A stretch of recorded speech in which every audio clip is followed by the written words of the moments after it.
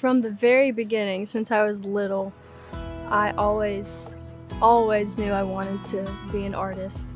There's so many pictures of me when I was little, like at the coffee table with crayons everywhere, and you know. And in kindergarten, I went to the open house thing at the beginning of the school year, and in front of everybody, I raised my hand and I said, "I am the artist." So it's always been a big part of who I am.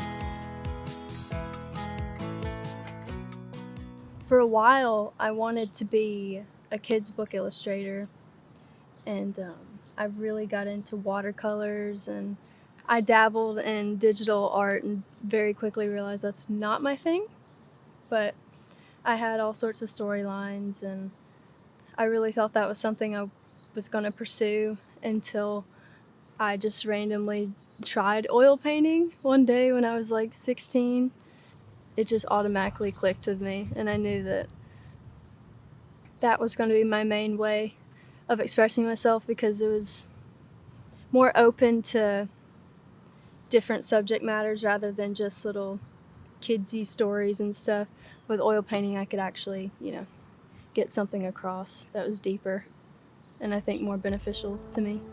When I was in like middle school and stuff, when I was drawing, it was always just drawings of things, of people, And even when I was doing like kids' book illustrations, it was just very limited, I guess. And I think once I started painting and dabbling in other things, even like cyanotype printing, I think that's when I really started getting into something that felt like it had a true purpose. I found a book in my mom's library at the school she worked at, a book about Marc Chagall, and his paintings were just so kind of whimsical and magical, but very earthly at the same time. I don't know how to describe it. And I got really into different expressionistic oil painters and stuff. And I think that's kind of what has inspired a lot of my own art, because I like to make stuff that is sort of serious, kind of unsettling in a darker way sometimes, but also I like that dash of whimsy to it because it's not that serious. Life is serious, but it's not that serious, And so I kind of like that duality of heavy and, light subject matters.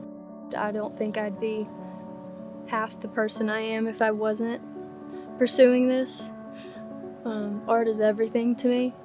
It's like that kind of cliche, like art is life.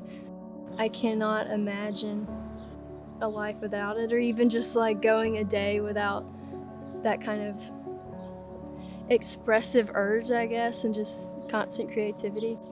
I think the goal with my art and painting and stuff is when somebody sees one of my paintings, I just want them to feel any sort of familiarity, whether it's discomfort, whether it's comfort, just if they see it and be like, there's something about that. I don't know what it is, but there's something about it that I've felt before, I've seen before, I've experienced before. I think that is kind of the main point of it all. I think for all artists, I think the main goal is to express and put into a physical form your internal world, your inner world that no one can really see except you, because everybody has their own inner world. Some people have a more elaborate and intricate and colorful one than others, but everybody has one. If you find a way to express yours honestly, someone's going to see it and relate to it in any way. And I think that's the whole point, If I wasn't pursuing art in college, I'd probably be the most miserable person ever.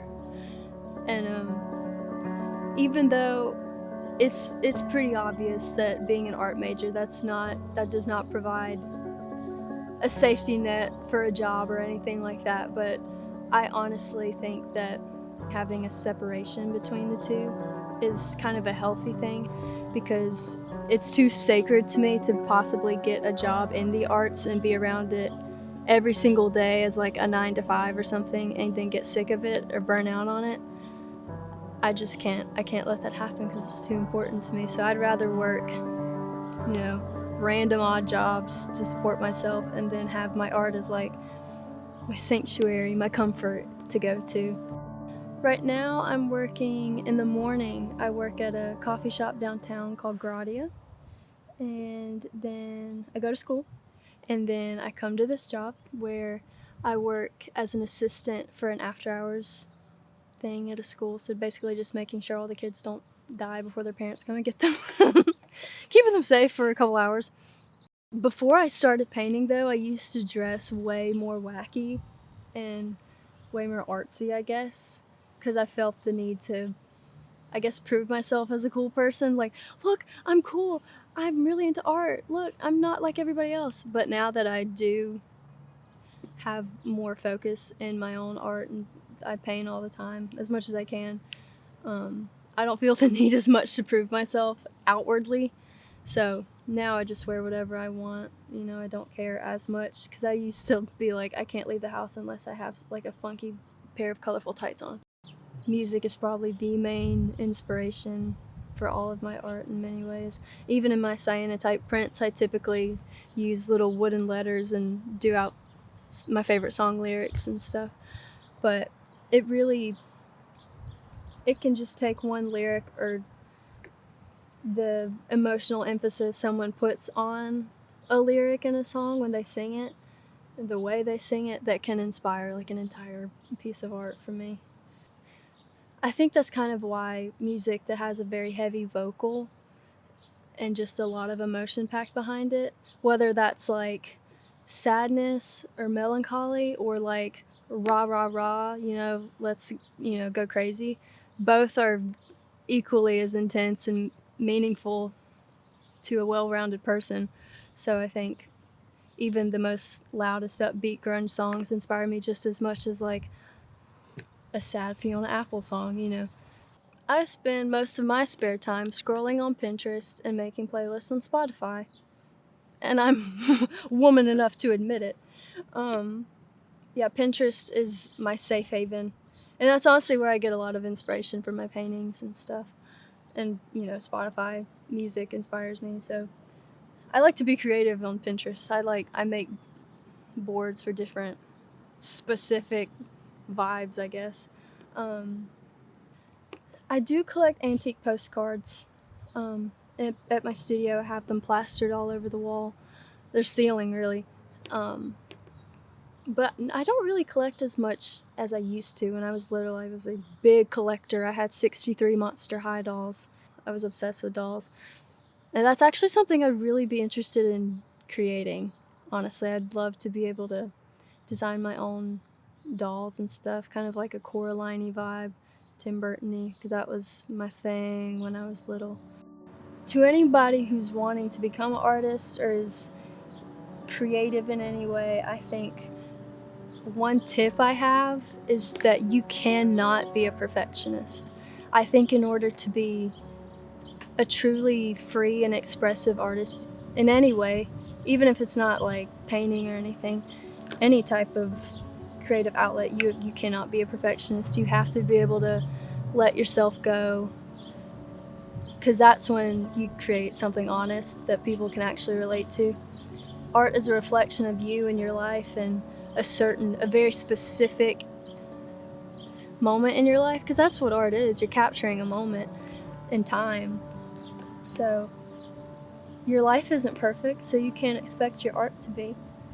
And the way you create things in that moment is perfect, because that's how it was meant to be in that very moment. It might not be perfect. It might not be, you don't measure it and everything's equal or anything, but that's not the point, You gotta capture the honesty of your life, so don't be a perfectionist. It messes with you, I'm telling you, it messes with you.